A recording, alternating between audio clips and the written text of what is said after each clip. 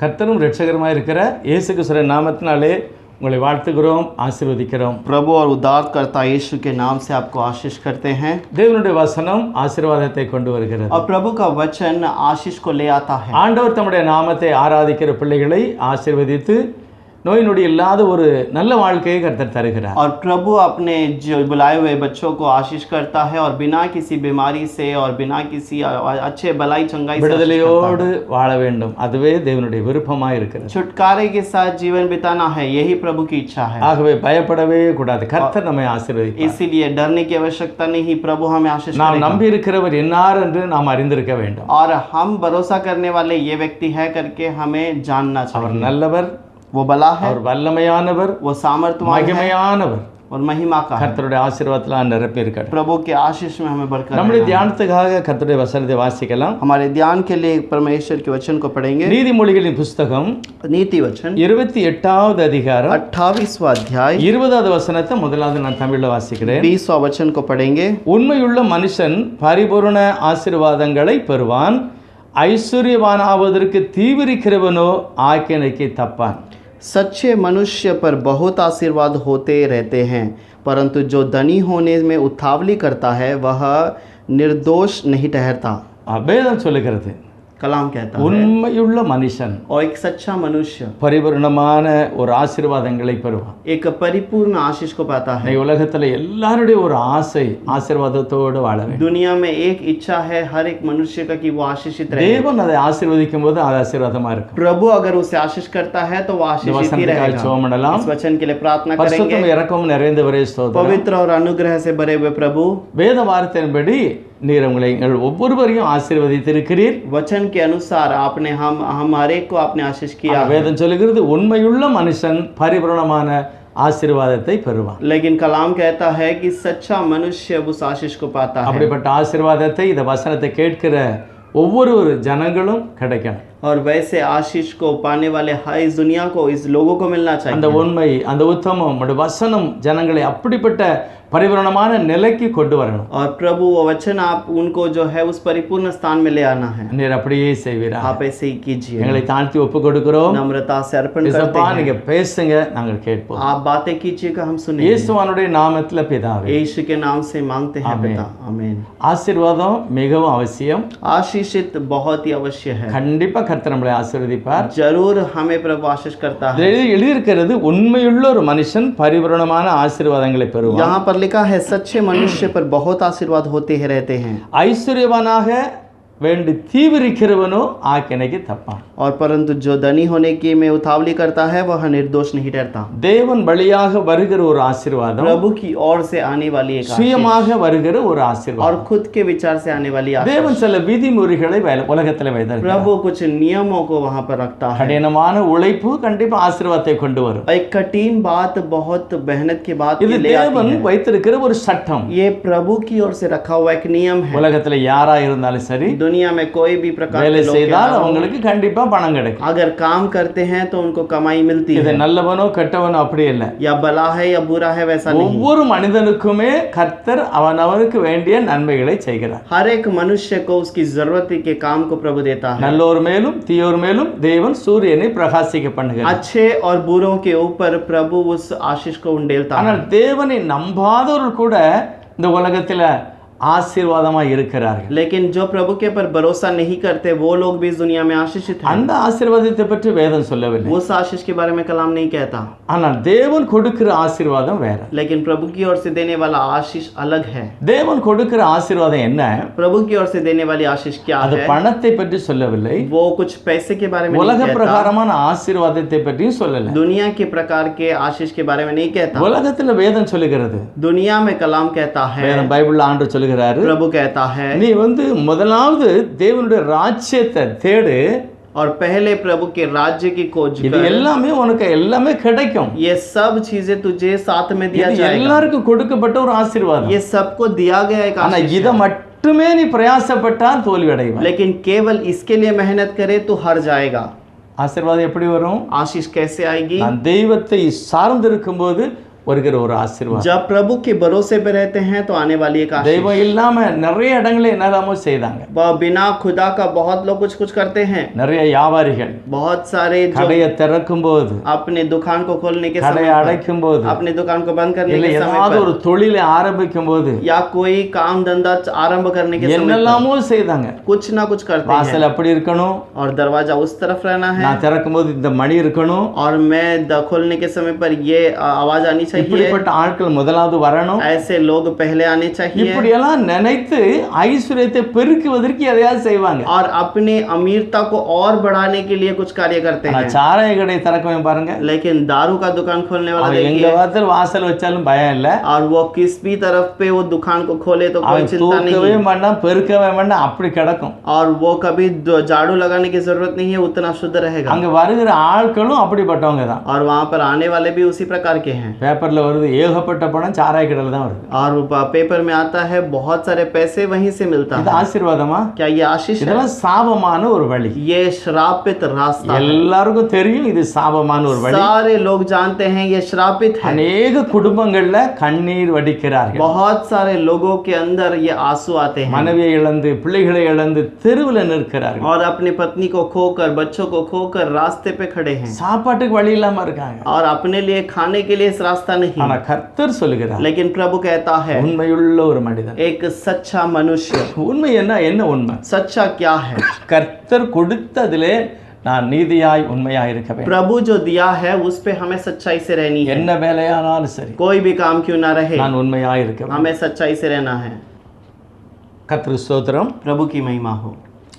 உண்மையான ஒரு மனிதனை கர்த்தர் எதிர்பார்க்கிறார். एक सच्चे मनुष्य को प्रभु चाहता है। தேவன் உண்மையுள்ளவர். प्रभु सच्चा है, என்னை அழைத்த தெய்வம் உண்மையுள்ளவர். और मुझे जो बुलाया है वो खुदा सच्चा 1 है। கொரிந்தியர் 1வது அதிகாரம் 9வது வசனத்தில் அப்படி எழுதியிருக்கிறது, தேவன் உண்மையுள்ளவர். पहला कुरिन्थियों के पहले अध्याय के 9वें वचन पे लिखा है कि प्रभु सच्चा என்னை है। அழைத்த தேவன் உண்மையுள்ளவர். परमेश्वर सच्चा है, जिसने मुझे बुलाया वो सच्चा है। கர்த்தர் நல்லவர், ஆகவே அவர் உருவாக்கின அத்தனையுமே நன்மையாயிருந்தது. प्रभु भला है, इसीलिए वो जो भी उत्पन्न किया सब कुछ भला है। தேவன் கொடுக்கிற ஒரு ஆசீர்வாதம் உண்மையான ஒரு ஆசீர்வாதம், அது உண்மையுள்ளவன் அதை பெற்றுக்கொள்ளுகிறான். और प्रभु की ओर से आने वाला जो आशीष है वो एक सच्चा व्यक्ति ही पा सकता है, वो एक सच्चाई की ओर से आती है। தேவன் உண்மையை எதிர்பார்க்கிறார். और प्रभु सच्चाई को चाहता है।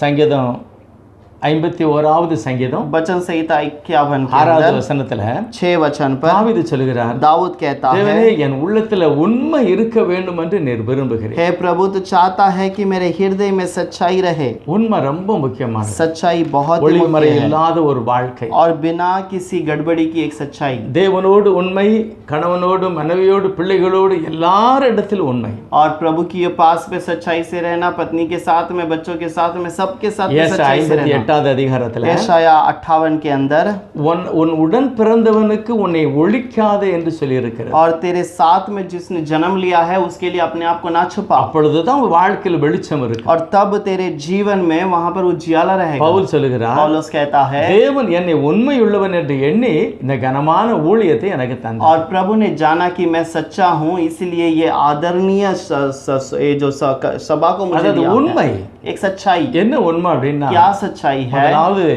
நம்ம வேதாகமத்துல பார்க்கும்போது, और पहले अगर कलाम पे देखते हैं, எண்ணாகம புஸ்தகம் 12வது அதிகாரத்துல गिनती का किताब 12वां अध्याय இந்த 12, 13, 14 எல்லாம் பார்த்தீங்கன்னா முக்கியமான பிரபுக்களை பற்றி எழுதியிருக்கிறது. 12-13 में अगर पढ़ते हैं तो वो वहाँ पर प्रभुओं के बारे में लिखा அதாவது हुआ है। 12 கோத்திரங்களில் உள்ள முக்கியமானவர்கள், और 12 गोत्र के अंदर मुख्य लोग, இவர்களை தெரிந்தெடுத்து மோசே அந்த தேசத்தை போய் பார்த்துட்டு வாங்க, அது பாலும் தேனுகளோட ஒரு தேசம் போய் பார்த்துட்டு வாங்க, और इन्हें देखकर कहा कि तुम जाकर उस देश को जांच कर आओ, वो देश जो है वो मद और दूध बहने वाली देश है, அது எப்படி என்று பார்த்துட்டு வாங்கன்னு அனுப்புனாரு. और वो कैसा है करके देखने के लिए நம்ம भेजा। எல்லாருக்கும் தெரியும், 10 பேர் சொல்றாங்க முடியாது. लेकिन 10 लोग कहते हैं नहीं होगा। எதனால முடியாது? क्यों नहीं होगा? நம்மகிட்ட ஆயுதம் கிடையாது, हमारे पास कोई हथियार नहीं, அவங்கிட்ட ஆயுதம் இருக்கு. उसके पास हथियार है।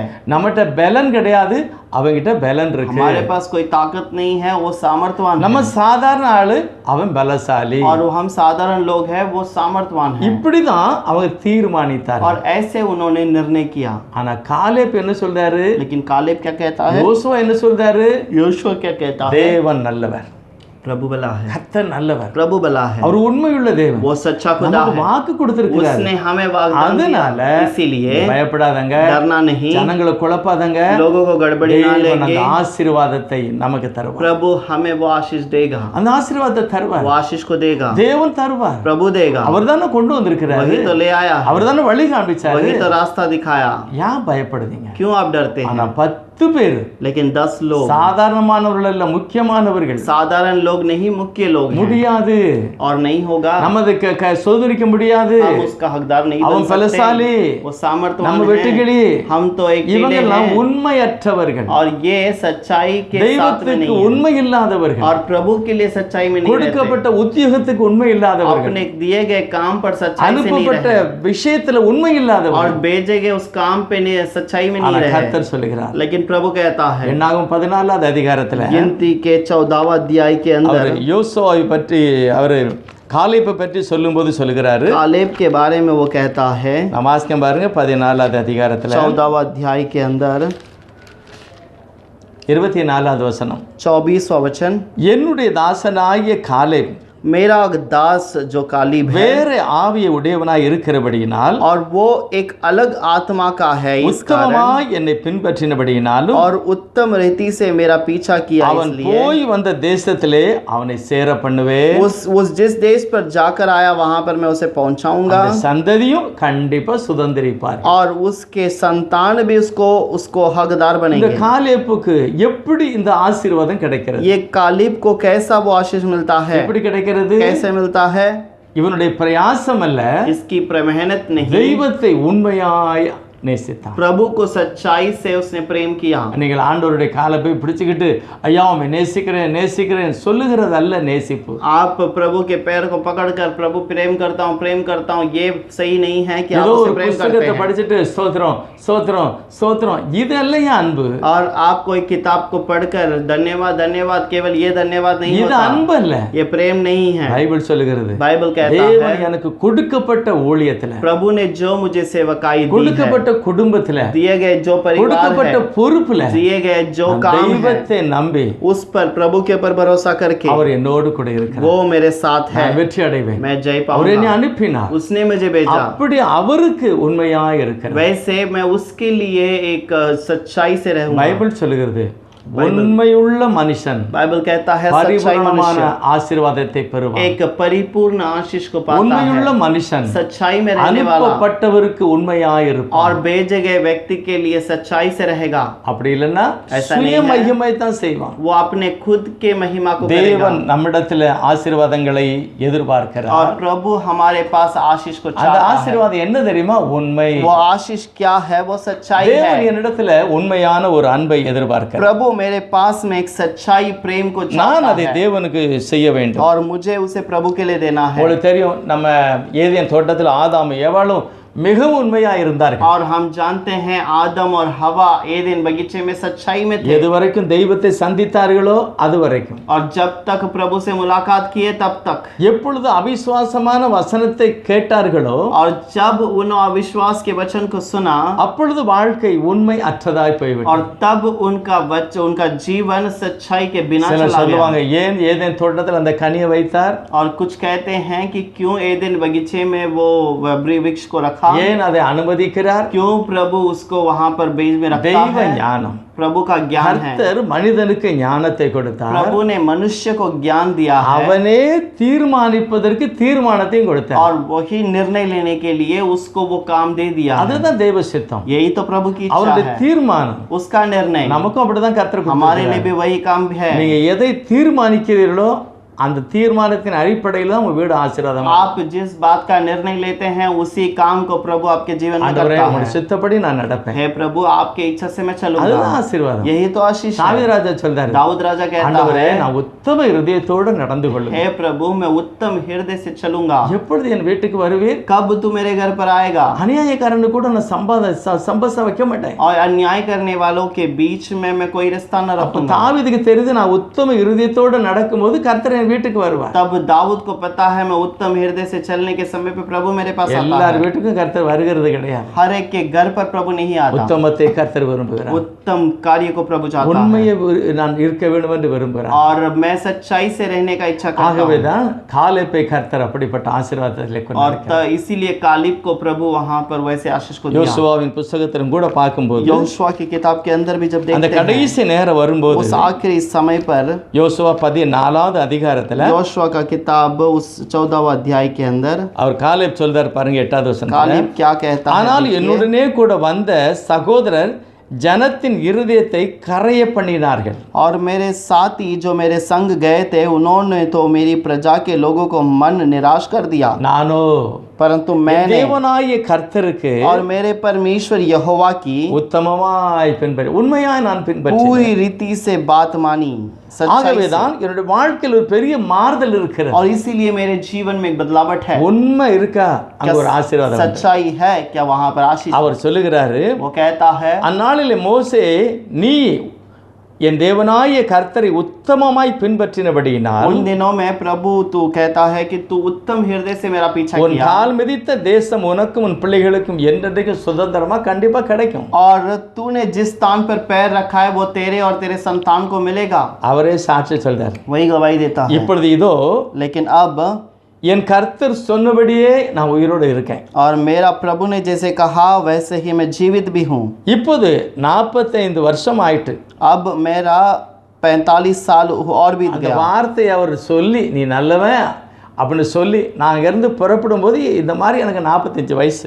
और वैसे तू भला है करके कहकर निकलने के समय पर वो 45 वर्ष का था இன்னைக்கு 85 வயசு. और आज मैं 85 वर्ष का हो चुका हूँ। இப்படிப்பட்ட இந்த 40 வருஷத்துல என் தெய்வத்தை உண்மையாய் உத்தமமாய் நான் விசுவாசி. और ये 40 वर्ष पे मैंने उत्तम हृदय से प्रभु को जाना ஐயா, है। தெய்வத்தை முழுமையாய் நம்புகிறது. प्रभु को पूरी रीति से उसने माना, முழுமையாய் நம்புகிறது. पूरी रीति से भरोसा किया है। அப்படின்னா अब इसका ஏதாவது मतलब ஒரு தேவை இருக்கும்போது நம்ம ஒரு ஆள்கிட்ட போய் கேட்கிறோம் பாருங்க ஏதாவது. जब हमारी कुछ जरूरत है तो हम किसी व्यक्ति के पास कुछ मांगते அப்படியே हैं, ஆண்டவர் இடத்துல கேட்கணும். वैसे ही आप प्रभु से भी मांगिए। பாருங்க யோசபாத் அப்படிதான். योसफात भी वैसे ही है। அந்த எதிரி போறதை ஏதோ ஒரு லெட்டர் எழுதி கொடுத்துட்டான். वो विरोधी ने कुछ काम को कुछ लेटर लिख कर दे அந்த दिया। லெட்டர் அப்படியே கர்த்தருடைய சமூகத்துல கொண்டு போய் उस पत्र को सीधा वो प्रभु के समूह में அதை ले गया, விரிச்சு, उसे खोल के रखा। ஆண்டவரே हे प्रभु, அந்த எதிரி என்ன எழுதியிருக்கான் பாருங்க. वो उस शत्रु ने क्या लिखा है देख। அவன் தெய்வத்தை நம்பாதன்னு சொல்லியிருக்கான். और वो कहा तेरे खुदा को ना मान। அவன் என்னெல்லாமோ அடிச்சானா யாரெல்லாமோ உடைச்சிட்டானா. और वो कहता है मैंने कितने लोगों को घात किया, मार डाला। நீங்க யோசபாத்தை நம்பாதன்னு எழுதியிருக்கான். उसने लिखा है कि योसफात के ऊपर भरोसा ना कर। யோசபாத் கர்த்தருக்கு அவன் கீழ்ப்படின்னு சொல்லுதான், நீங்க நம்பாதங்க. और योसफात कहता है यहोवा को भरोसा करो, लेकिन वो कहता है यहोशपात को तुम भरोसा मत करो। யோசபாத்திட்ட ஒண்ணும் பலன் கிடையாது. योसफात के पास कोई நான் सामर्थ ஜெயம் नहीं, பெறுவேன் मैं जय पाऊंगा। அப்படின்னு எழுதியிருக்கான். ஐயா, वो जय पाएगा करके लिखा உங்களுடைய है। பிள்ளையை அவமானப்படுத்தி இருக்கான். आपके बच्चे को अपमान ஐயா किया। கேளுங்க, हे प्रभु तू सुन। இந்த மாதிரி தெய்வ சமூகத்துல போய் ஒரு ஆள்கிட்ட பேசுற மாதிரி பேசுகிறான். ऐसे एक व्यक्ति के पास बातें करने के समान जाकर वो कलीसिया में बातें தேவன் करता சொன்னார், है। நான் பார்த்துக்கிட்டேன் பயப்படாத. प्रभु ने कह दिया कि मैं देखूंगा, तू தேவன் डरना नहीं। பெரிய ஒரு ஆச்சரியமான காரியங்களை செய்தார். प्रभु महान एक आश्चर्य काम को किया। இப்போ காலேப் சொல்றாரு, कालिब कहता நான் है உண்மையாய் பின்பற்றி. मैं सच्चाई से पीछा என்ன किया। உண்மை? क्या सच्चाई था? தெய்வம் நல்லவர். प्रभु भला है, அவர் என்னை அழைத்தார். उसने मुझे बुलाया, என்னை ஒரு இடத்துக்கு கூப்பிட்டிருக்கிறார். एक स्थान पर मुझे கண்டிப்பா बुलाया கொண்டு है, விடுவார். जरूर वहां ले जाकर छोड़ेगा। உங்களை விட மாட்டாரா?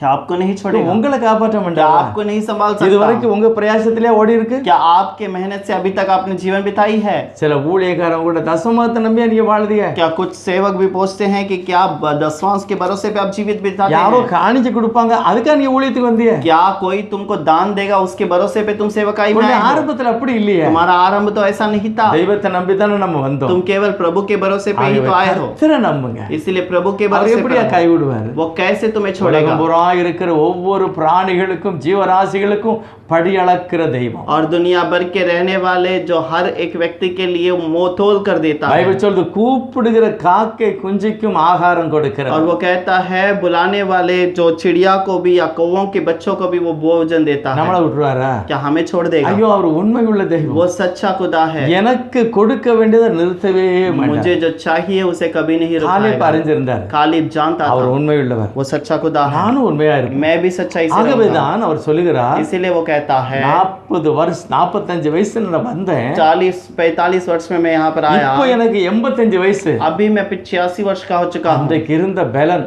இன்னும் அப்படியே இருக்கு. और उस दिन का सामर्थ्य मेरे पास अभी भी है। நான் ஞானஸ்நானம் எடுக்கும்போது இருந்த அந்த ஒரு சுறுசுறுப்பு, और मैं बपतिस्मा लेने के समय पर जो मेरे पास वो जोश था, நான் கர்த்தரை ஏற்றுக்கொண்ட உடனே இருந்த ஒரு விசுவாசம், और प्रभु को स्वीकार करने के बाद जो विश्वास था, அன்னைக்கு எப்படி ஜெபிச்சனோ அப்படி இன்னைக்கும் நான் ஜெபம் और பண்ணுவேன். उस दिन जैसे प्रार्थना किया वैसे ही मैं आज भी प्रार्थना அன்றைக்கு करता हूँ। எப்படி நான் சுறுசுறுப்பா தெய்வத்தை நம்பினேனோ பின்பற்றினோ அதே நம்பிக்கை எனக்கு இருக்கு. उस दिन मैं जितने भरोसे पे प्रभु के साथ पीछा किया वैसे आज भी करता हूँ। அப்படிதான் சொல்லுகிறேன். वैसे ही कहता है। நம்ம ஒரு சில வேளையில பாருங்க பின் வாங்கிடுறோம். हम कुछ समय पर पीछे हट जाते हैं। ஆரம்பம் நல்லதா இருந்தது, आरंभ तो सही था, ஆனா இப்போ அப்படி இல்ல பாருங்க. लेकिन अब ऐसा नहीं है। ஆனா காலேப் சொல்றாரு, लेकिन कालिब कहता அன்றைக்கு है, நான் ஓடின ஓட்டம் இப்பொழுது இருக்கிறது. और उस दिन जो दौड़ में दौड़ा वो आज भी है, அன்றைக்கு இருந்த பலன் இன்றைக்கு இருக்கிறது. और उस दिन का जो सामर्थ आज भी है। ஆகவேதான் கர்த்தர் அந்த மனிதனுக்கு அந்த அவன் கேட்டதையே அந்த ஆசீர்வாதத்தை और கர்த்தர், इसलिए प्रभु ने उसको वही आशीष दे दिया जो उसने चाहा। அவரும் சொல்ற அந்த அரண்டிப்பான அந்த பட்டணத்தை எனக்கு தாங்க, और वो कहता है वो जो अच्छा सा जो शहर है उसे मुझे दे அந்த दे, மலை தேசத்தை தாருங்க, वो पहाड़ी देश को मुझे அங்க दे दे, பொல்லாதவர்கள் இருக்கிறார்கள் அந்த ஊரை தான். और वहां पर बुरे लोग हैं वो देश मुझे चाहिए। நான் உண்மையுள்ளவன், मैं सच्चा தெய்வம் रहता என்னை हूं, ஆசீர்வதிப்பார். और प्रभु मुझे आशीष அதுதான் அவருடைய करेगा। நம்பிக்கை. वही उसका भरोसा கர்த்தர் था, அப்படியே காலேப்பை ஆசீர்வதித்தார். और प्रभु वैसे ही कालिब को आशीष किया। உண்மையுள்ள மனுஷன் एक सच्चा व्यक्ति है, தெய்வத்தால் ஆசீர்வதிக்கப்படுவான். प्रभु की ओर से आशीषित पाया நம்முடைய हुआ। ஆண்டவர் பாருங்க உண்மையை விரும்புகிறார். हमारा प्रभु सच्चाई को चाहता நிறைய है, காரியத்தை சிலருக்கு சிலருக்கு தெரியாது, அவரே சொல்றாரு. और कुछ लोगों को वो पता नहीं चलता, वो खुद कहता है। எனக்கு ஆச்சரியமான ஒரு காரியம், मेरे लिए एक आश्चर्य बात है, ரூத் புஸ்தகத்துல रूत की किताब के अंदर ஒரு காரியம் ரொம்ப ஆச்சரியமா இருக்கு பாருங்க. एक आश्चर्य की बात है। देखिए முதல் அத்தியாயம் पहले अध्याय के अंदर ரூத்துனுடைய ஒரு தீர்மானம். रूत का एक निर्णय, அவர் சொல்லுகிறாள், ரூத்து 1வது அதிகாரம் 14வது வசனம், और पहला अध्याय का 11वां वचन, 16वां वचन। அதற்கு रूत बोली, நான் உம்மை பின்பற்றாமல் உம்மை விட்டு திரும்பி எல்லாம் போக மாட்டேன். तू मुझसे मैं तुझे छोड़कर त्याग कर नहीं जाऊंगी, நீ எங்க போறோ அந்த இடத்துக்கு நான் வருவேன். तू जहाँ जाती है वहाँ पर मैं நீங்க आऊंगी, தங்குற இடத்துல நான் तू தங்குவேன். जहाँ ठहरेगी वहाँ पर मैं भी உம்முடைய ठहरूंगी, ஜனம் என்னுடைய ஜனம், तेरे लोग मेरे लोग உம்முடைய होंगे, தேவன் என்னுடைய தேவன். तेरे परमी और तेरा परमेश्वर मेरा நீங்க எங்க परमेश्वर மரணம் होगा। அடைஞ்சு அடக்கம் பண்ணப்படுவீங்களோ அங்கதான் நானும். जहाँ पर तू मरकर दफन की जाएगी वहाँ पर मैं भी मरूंगी, கர்த்தர் மட்டும் என்னை பிரிக்கவே மாட்டார். और प्रभु को छोड़कर और कोई अलग नहीं कर வேற सकता, வழி எனக்கு இல்ல. और कोई रास्ता नहीं है। அவள் சொல்லுகிறாள், என்னுடைய தேசத்தை விட்டுட்டேன், और मैं अपने देश को छोड़ என் दी, ஜனத்தை விட்டுட்டேன், अपने लोगों को छोड़ நான் दी, நம்பின அந்த தெய்வத்தை விட்டுட்டேன். और मैंने जिसको भरोसा किया उस खुदा को भी छोड़ நான் दिया। உங்களை நம்புறேன், मैं आपके भरोसे पे हूं। எருசலேம் நம்புகிறேன், यरूशलेम के भरोसे எருசலேம் करती தேவனை हूं। நம்புகிறேன். यरूशलेम के देश இந்த को மாதிரி भरोसा ஒரு करती हूं। தீர்மானம் எப்படி இந்த ரூத்துக்கு வந்தது தெரியும். ऐसे निर्णय कैसे रूत के जीवन में आ गया। அதான் நம்ம ஆபிரகாம் ஐயாவை பார்த்து கர்த்தர் சொல்றாரு, अब्राहम को देखकर प्रभु कहता அவர் है, விசுவாசிகளின் தகப்பன். वो विश्वासियों का पिता है। அவர் ஐயா நீ வெளியே வான்னு சொல்லும்போது நிறைய விவரம் சொல்கிறார் ஆண்டவர். और उसे निकलकर आकर के जब कहता है तब उसे बहुत सारे बातों को बताता है। ரூத் சொல்லக்கூடிய अनेक விஷயங்களை கர்த்தர் அவர்கிட்ட சொல்லுதாரு. और रूत जो बातें बताती है वैसे बहुत सारे बातों को अब्राहम से வீட்டை कहता है, விடணும், तेरे घर को छोड़ना இடத்தை है, விடணும், अपने लोगों को உன் छोड़ना है, வழிமுறையெல்லாம் விடணும், तेरे रीति रिवाज को छोड़ना நான் है, சொன்ன இடத்துக்கு நீ போகணும். मैं जहाँ पर बोलता हूँ वहाँ तुझे जाना है। தெய்வம் தன்னுடைய விருப்பத்தை ஆபிரகாம்கிட்ட சொல்றாரு. प्रभु अपनी इच्छा को अब्राहम से कहता ஆனா है, ரூத்துக்கு யாரும் சொல்லல. लेकिन रूत को किसी ने नहीं ஆனா सिखाया। அந்த மாதிரி ஒரு மகிமையான தீர்மானத்தை எடுத்து வருகிறார். और वैसे एक निर्णय को लेकर रूत आती है, பிரிக்க முடியாது அப்படின்றார். और उससे दूर नहीं किया जा இதுதான் सकता। உண்மையான ஒரு திரும்புதல், और यही तो एक सच्चा मन फिरावट உண்மையான है, மனம் திரும்புதல், और एक सच्चा मन फिरावट பரிபூரணமான ஆசீர்வாதத்தை கொண்டு வரும். परिपूर्ण आशीष को ले आता है। அவர் ஒரு வசனம் சொல்ற 2வது वो அதிகாரத்துல दूसरे अध्याय पर एक वचन को कहती 12வது है, வசனத்துல 12वां वचन உன் के अंदर, செய்கைகளுக்கு தக்க பலனை கர்த்தர் உனக்கு கட்டளையிடுவாராக. यहोवा तेरे कार्य का फल दे और इजराइल का परमेश्वर यहोवा तेरे कार्य को फल देगा உன்னுடைய செய்கை இருக்கு பாரு, और तेरा जो कार्य है என்ன அருமையான ஒரு தீர்மானம். कितना अच्छा निर्णय है। போவாஸ் சொல்லுகிறாரு, बोआज உன் कहता है கிரியைகளுக்கு தகுந்த, உன்னுடைய உண்மைக்கு தகுந்த, உன்னுடைய தீர்மானத்துக்கு தகுந்த ஒரு ஆசீர்வாதம் உனக்கு உண்டு. तेरा कार्य के अनुसार, तेरे सच्चाई के अनुसार, तेरे कर्म के अनुसार तुझे फल दे। ரூத் 2வது அதிகாரம் रूत 2 अध्याय 11வது वचனத்துல 11वां वचन के अंदर போவாஸ் பிரதியுத்தரமாக, बोआज ने उत्तर दिया, உன் புருஷன் மரணம் அடைந்த பின்பு जो कुछ तूने अपने पति के मृत्यु के நீ बाद உன் மாமியாருக்காக செய்ததும், अपनी सास से किया है உன் தகப்பனையும் உன் தாயையும் உன் ஜனத்தையும் விட்டுட்டு और तू किस प्रकार अपने माता पिता और जन्मभूमि को छोड़कर நீ அறியாத ஜனத்துக்கு வந்தல, அது எனக்கு தெரியும். और अपने ऐसे लोगों के साथ में आके तू रही ना, वो मैं जानता हूँ। உன் செய்கைகளுக்கு தக்க பலனை கர்த்தருக்கு தருவார். और तेरे कार्य का फल प्रभु तुझे देगा। நீ वंदது எந்த இடம் தெரியுமா? तू कहाँ पर आई है क्या तू जानती है? இஸ்ரவேலின் தேவனாகிய கர்த்தருடைய சட்டையின் கீழ் அடைக்கலமாய் வந்திருக்கிறார். तू इज़राइल का परमेश्वर यहोवा के पंखों तले शरण लेने आई है அவர் நிறைவான பலனை கொடுப்பார். और वो परिपूर्ण फल देगा। இதுதான் உண்மையான ஒரு பின்பற்றுகிறது. और यही एक सच्चा पीछा करने वाला काम உண்மையுள்ள है। மனுஷன், सच्चा मनुष्य, உண்மையை தெரிந்து கொண்டவன், सच्चाई को जानने உண்மைக்கு वाला, விட்டு கொடுக்கிறவன், सच्चाई को अर्पण करने உண்மையை वाला, பின்பற்றுகிறவன், सच्चाई के पीछे चलने वाला, பரிபூரணமான ஆசீர்வாதம். परिपूर्ण आशीष को। ஒரு ஏழையாக, और एक जो एक गरीब के समान, சாப்பாட்டுக்கு வழி இல்லாதவளாக, जिसका भोजन का कोई रास्ता नहीं है, அந்த வயல்ல வந்து கதிரை பொறுக்குகிறார். और उस जगह पर आकर वहां पर नीचे पड़े हुए दानों को इकट्ठा ஒரு करती है। அடிமையை போல வருகிறார். एक गुलामी के समान आती है। அவன் ஒரு பெரிய ஐஸ்வர்யவான், और वो तो एक बहुत बड़ा अमीर ஆனா व्यक्ति है, ஒரு பெரிய எஜமாட்டியாக மாறிவிட்டார். लेकिन वो एक बहुत बड़ी मालकिन बन गई। எப்படி நடந்தது? कैसे हुआ?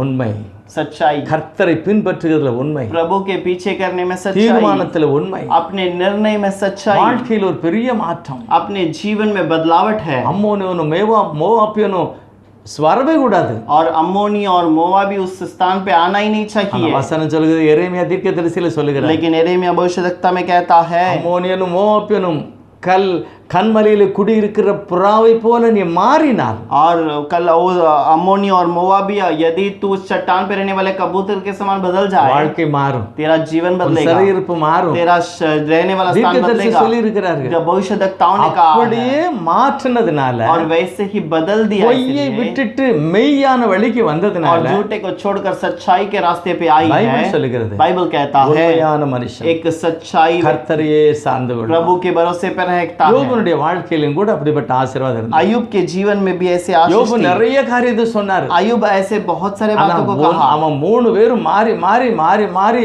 யோபை குற்றப்படுத்தினார். और बहुत तीनों ने कुछ ना कुछ बताकर अयुब को दोषी ठहराए। ஆனா யோபு 31வது அதிகாரம், लेकिन अयुब 31वां अध्याय के அவர் अंदर, பேசுகிறார் 31வது அதிகாரம் முழுசுலயும், और अयुब के 31वें अध्याय में पूरा वो बातें करता है, என் கண்ணோட நான் உடன்படிக்கை பண்ணி मैंने अपने आंख से वाचा बांधा है, எப்படி பாவம் செய்ய முடியும்? मैं कैसे पाप कर सकता हूँ? நான் அப்படி வாழவே இல்லை. और मैंने ऐसा जीवन ही नहीं बिताया। ஒரு சாப்பாடு இல்லாதவனை பார்த்துட்டு நான் விடல, और एक भूखे व्यक्ति को देखकर मैंने कभी नहीं छोड़ा। வஸ்திரம் இல்லாதவனை கண்டு நான் போகல, एक बिना वस्त्र के व्यक्ति को देखकर मैं ऐसे ही छोड़कर नहीं எனக்கு आया। பணம் இருக்கு, எனக்கு ஒரு பெரிய வாய்ஸ் இருக்கு அப்படி சொல்லி நான் யாருடைய நியாயத்தையும் புரட்டல. और मेरे पास धन दौलत है तो किसी के न्याय के विरोध में मैंने कार्य नहीं किया। நான் உண்மை உள்ளவன், मैं सच्चाई का हूँ। தேவனுக்கு முன்பாக உண்மை मैं உள்ளவன். प्रभु के सामने सच्चाई से அதனால हूँ। தான் 2 மடங்கு ஆசீர்வாதம். इसीलिए से तो दुगना आशीष है। வேதம் சொல்லுகிறது, कलाम कहता நான் है, இருளின் பள்ளத்தாக்கிலே நடந்தாலும் मैं अंधकार के उस गहराई में चलूं तो भी, பொல்லாப்புக்கு பயப்படேன், और बुराई के लिए न डरूंगा। தேவன் என்னோடு கூட இருக்கிறார். प्रभु मेरे साथ है। ஆசீர்வாதம்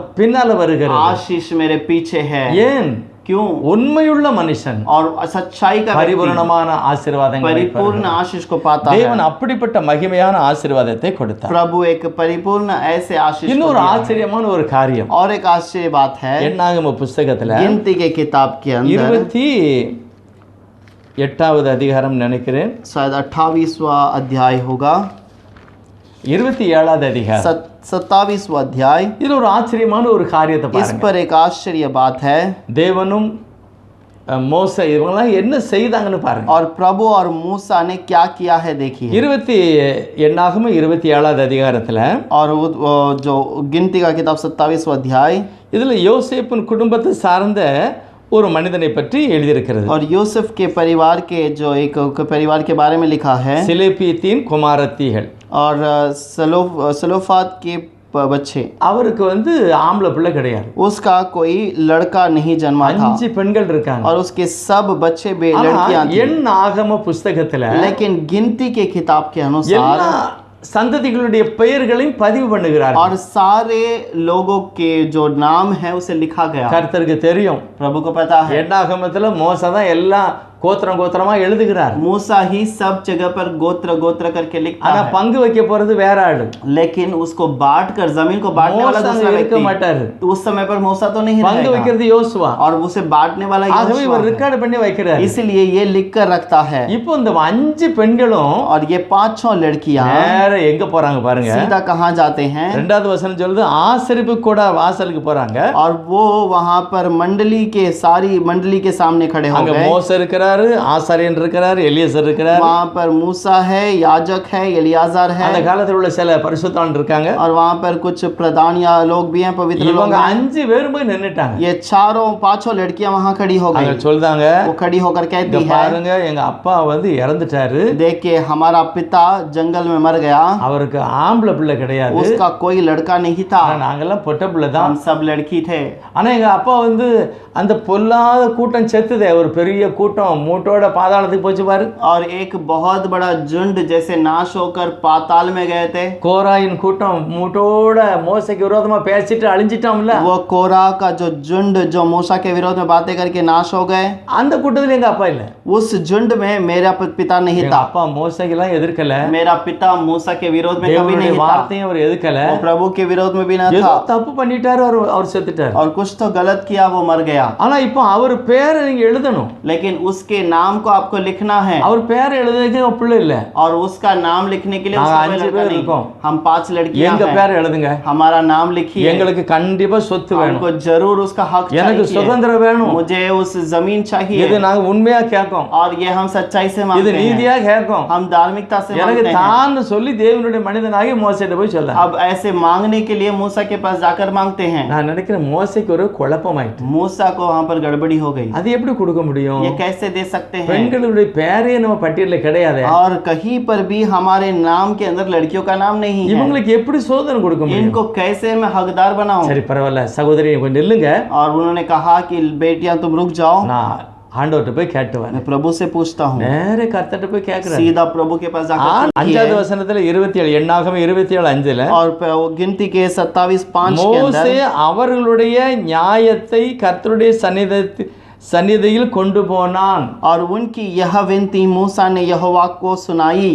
இதுல எழுதியிருக்குது அவங்களுக்கு ஒரு நியாயம், அதை கொண்டு வரேன். और वहां पर लिखा है कि उनके लिए एक न्याय है, उससे मैं उस ஆனா प्रभु के पास ले எனக்கு இது जाता हूं. நியாயம் மாதிரி தெரியல. मेरे लिए ये सही न्याय नहीं எனக்கு है. நியாயம் மாதிரி தெரிஞ்சா நானே ஏதாவது செய்திருவேன். और अगर मुझे ये न्याय लगता है तो मैं कुछ कर எனக்கு लूंगा. இது புரியல. मुझे ये समझ नहीं आया. ஆண்டவர்ட்ட போய் मैं கேக்குறேன். प्रभु से पूछता हूँ. அப்பொழுது கர்த்தர் மோசேயை நோக்கி यहोवा ने मूसा से कहा, சிலேப்பியத்தின் குமாரத்திகள் சொல்லுகிறது சரியே. सलोफात की बेटियां ठीक कहती है. மோசேக்கு ஆச்சரியமா போச்சு. और मूसा को आश्चर्य हो गया. அவங்க சொல்றது சரியா? वो जो कहती क्या वो सही है? ஆமா நீ கண்டிப்பா அவங்களுக்கு கொடுக்கணும். और जरूर तो उन्हें जमीन देना होगा. அது மட்டுமல்ல, केवल इतना ही ஒரு नहीं, சட்டம் எழுது, புதுசா ஒண்ணு போடு, இந்த சட்டத்தை எழுது. नया नियम के अंदर इस बात को जोड़ ले. அவனுக்கு பிள்ளை இல்லைன்னா अगर उसका कोई संतान அவனுடைய नहीं சகோதரனுடைய பிள்ளைக்கு கொடுக்கணும். और उसके भाई के बच्चों को देना ஒருவேளை है. அவனுடைய சகோதரனுக்கு பிள்ளை இல்லைன்னா या उसके भाई के भी कोई बच्चे नहीं है, சகோதரனுக்கு கொடுக்கணும். उसके भाई को देना है. ஒருவேளை சகோதரன் இல்ல या அப்படின்னா कोई भाई नहीं है, அவனுடைய சொந்தத்துக்கு கொடுக்கணும். उसके रिश्तेदारों को ஒரு देना புதிய है. சட்டத்தை எழுதிட்டாரு. एक नया नियम को ही लिख दिया. தேவனுடைய கிருபை, प्रभु का अनुग्रह, அவரிடத்துல கேட்கிறவர்கள், उसके पास जो मांगते हैं, உண்மையான தெய்வத்தை நம்புகிறவர்கள், सच्चाई से उसके पास जो அவங்க मांगते हैं, பிரச்சனையை போய் சொல்லும்போது वो अपनी जो परेशानी को जब कहते हैं, ஏழைகளின் செய்திகளை விரும்புகிறவர், और वो जो कंगालों के बातों को सुनता है, சிறுமைப்பட்டவன் சிந்தை உள்ளவன் பாக்கியவான். और जो नम्रता के लोगों के ऊपर दीन रखता है वो ஆண்டவர்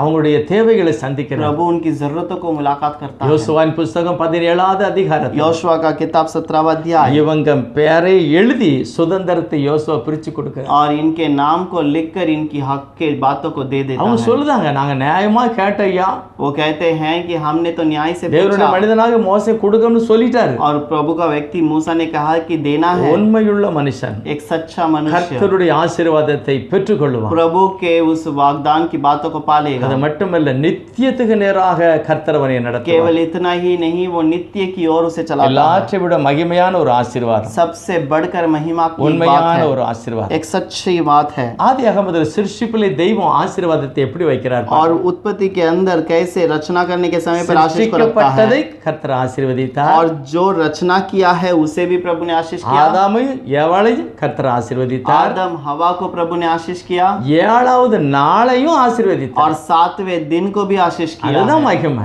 यही तो महिमा है। அந்த நாளை நானும் மதித்தார், எனக்கு और ஆசீர்வாதம். वो दिन को मैं आदर करूं तो मेरे लिए भी आशीष होगी। உபாகமம் व्यवस्था विवरण 28 28वां अध्याय 47வது வசனம் சொல்லுகிறது, 47वां वचन कहता எல்லாம் है, செழிப்பா இருக்கும்போது और तू जब फलदारी होकर கர்த்தர் रहे, சொல்றாரு, प्रभु कहता நீ है, எல்லாம் சந்தோஷமா இருக்கும்போது, கை நிறைய சம்பளம் வாங்கும்போது, और जब तू हाथ भर कमाई ले लेता है, உன் வீட்டுல எல்லாம் நிறைவா இருக்கும்போது, तेरे घर पे जब सब कुछ पूर्ण हो जाता है, மனமகிழ்ச்சியோடு मन की खुशी के சந்தோஷத்தோடு साथ, आनंद के நீ साथ, சபைக்கு போகல तू அப்படின்னா अगर प्रभु के पास नहीं गया நீ तो தரித்திரமாவாய். तू कंगाल हो நீ जाएगा। தேவனுக்கு உண்மையா இல்லன்னா तू अगर प्रभु के लिए सच्चाई நீ नहीं பட்டினியா ठहरे, இருப்பாய். तू भूखा रह நீ துணி जाएगा, இல்லாமல் तू இருப்பாய். नंगा हो जाएगा, இப்படிப்பட்ட வறுமை உனக்கு வரும். ऐसे कंगालपन आ जाएगा। அவன் ஆசீர்வாதத்தை எடுக்கணும்னா और अगर तू आशीष को पाना தெய்வ चाहता है, சமூகத்துக்கு போகணும், प्रभु के समूह में आना है, சந்தோஷமா போகணும், खुशी के साथ आना है, இருக்கிறதுல நல்ல Dress போட்டு போகணும், अच्छे वस्त्र को पहन कर जाना நல்ல है, சந்தோஷமா போய் தெய்வத்தை ஆராதிக்கணும். अच्छे खुशी से प्रभु से मुलाकात करना है। ஏசாயா தீர்க்கதரிசியின் புஸ்தகம் यशायाह भविष्यद्वक्ता का किताब 58வது அதிகாரம் 58वां अध्याय கடைசி 2 வசனம் சொல்லுது, आखिरी 2 वचन என் कहता ஓய்வு है, நாளை நீ பரிசுத்தமாய் மதித்து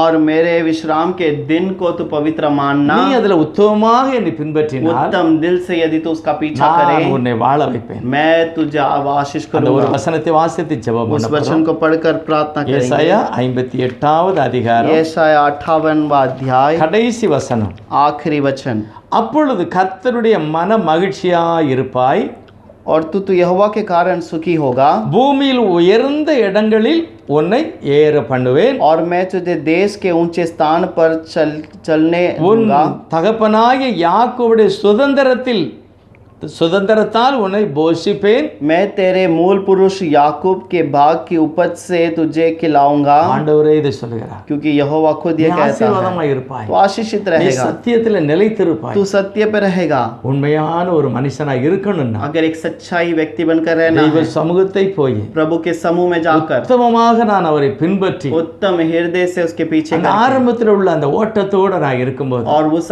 आरंभ की उस दौड़ पर रहेंगे तो நம்மளை தேவன் நல்லா ஆசீர்வதிப்பார். हमारा प्रभु हमें आशीष करेगा। ஒருவேளை விழுந்தவன் எழுந்திருக்க வேண்டும் என்று கர்த்தர் और சொல்லுகிறார். प्रभु शायद चाहता होगा कि जो गिर गया वो उठ जाए, எழுந்திருங்க, उठ जाए। நம்ம அங்கே எரிஞ்சாலும் நான் உன்னை அணைக்க மாட்டேன். और अगर तू थोड़ा सा धीमे से जलता रहेगा तो भी तुझे நீ नहीं बुझाऊंगा, முறிந்திருந்தாலும் நான் உன்னை முறிக்க மாட்டேன். तू टूटा हुआ रहेगा तो भी मैं तुझे पूरी तरह से न கர்த்தர் तोड़ूं। காத்து கொண்டே இருக்கிறார். प्रभु इंतजार करता है। இளையவன் தூரத்துல வரும்போதே जब दूसरा लड़का दूर से आ रहा அவர் था, ஓடி போய் அவன் சொல்லும் முன்னாலே அவனை அழைத்து और वो ஆசீர்வதித்தார். बोलने के पहले उसके पिता दौड़कर उसे गले से लगा தேவன் लिया। தன்னுடைய அன்பை காண்பிக்கிறார். प्रभु अपने प्रेम को ஒரு दिखाता பெரிய है। விருந்து, एक बहुत ஒரு बड़ा, பெரிய एक ஆசீர்வாதம். बहुत बड़ी आशीष। எப்பொழுது இந்த ஆசீர்வாதம் கிடைக்கிறது? कैसे ये कब ये आशीष मिलता தகப்பனிடத்துல है? வந்து உண்மையான ஒரு மாற்றம், उसके पिता के पास आने के समय पर एक உண்மையான திரும்புதல், एक परिपूर्ण मन फिरावट, உண்மையுள்ள மனுஷன் एक सच्चा मनुष्य, இழந்து போன அத்தனை ஆசீர்வாதங்களையும் பெற்றுக்கொண்டான். और जो खो गया सारी चीजों को पाता है। ஒரு பெரிய ஆசீர்வாதம். एक बहुत बड़ी आशीष। லூக்கா 15:7வது வசனம், लूक 15वां अध्याय के अंदर 7वां वचन, 10வது வசனம், 10वां वचन, மனம் திரும்புகிற மனுஷர்கள் மூலமா मन फिराने वाले मनुष्य के இங்க कारण, மட்டும் இல்ல, केवल यहाँ नहीं, பரலோகத்திலும் स्वर्ग में எல்லா தூதர்களுக்கும் மத்தியிலும் सारे दूतों के बीच ஒரு में ஆசீர்வாதம், ஒரு சந்தோஷம். वहां पर एक आशीष और கர்த்தர் खुशी है। அப்படிப்பட்ட ஆசீர்வாதத்தை உங்களுக்கு தருவார். प्रभु वैसे एक आशीष को आपको देगा தேவனை காத்திருங்க. और प्रभु की ओर इंतजार நம்முடைய कीजिएगा। நம்பிக்கை இல்ல, தெய்வத்தை நம்பணும். हमारे भरोसे पे नहीं, प्रभु के भरोसे पे காலேப் रहिए। சொன்னாரு, कालिब ने कहा என்கிட்ட ஒண்ணுமே இல்ல, मेरे पास कुछ नहीं है, ஆயுதம் கிடையாது, कोई हथियार ஆனா नहीं, அவன்கிட்ட எல்லாமே இருக்கு. उसके पास सब कुछ है, தேவன் என்னோடு கூட இருக்கு. लेकिन प्रभु मेरे நான் साथ है, பரிபூரணமான मैं ஆசீர்வாதம் பெறுவேன். परिपूर्ण आशीष को அதுவே पाऊंगा। தெய்வ ஆசீர்வாதத்தை கொண்டு வந்து वही प्रभु के आशीष को ले आता கர்த்தர் है। உங்களை அப்படியே प्रभु ஆசீர்வதிப்பார். आपको ऐसे आशीष करे। பரிசுத்தம் இரக்கம் நிறைந்த இயேசுவுக்கு நன்றி சொல்லுகிறேன். पवित्र और अनुग्रह से भरा हुआ प्रभु धन्यवाद। உடைய வேதாமத்தை வாசிக்கிற கேட்கிற ஒவ்வொரு சனமும் आपके कलाम को पढ़ने ध्यान करने वाले हर एक உண்மையான मनुष्य மனந்திருப்பதலோடு सच्चाई मन फिरावट के உண்மையுள்ள साथ, மனிதர்களாக सच्चाई मनुष्य बनकर பரிபூரணமான ஆசீர்வாதத்தை அனுபவிக்கிறவர்களாக परिपूर्ण आशीष को अनुभव करने वाले நீர் கொடுக்கும்படி ஜெபம். आप देने के लिए प्रार्थना करते யோவான் हैं। 10:10 அப்படிதான் எழுதியிருக்கு. यूहन्ना 10:10 में से लिखा है, நான்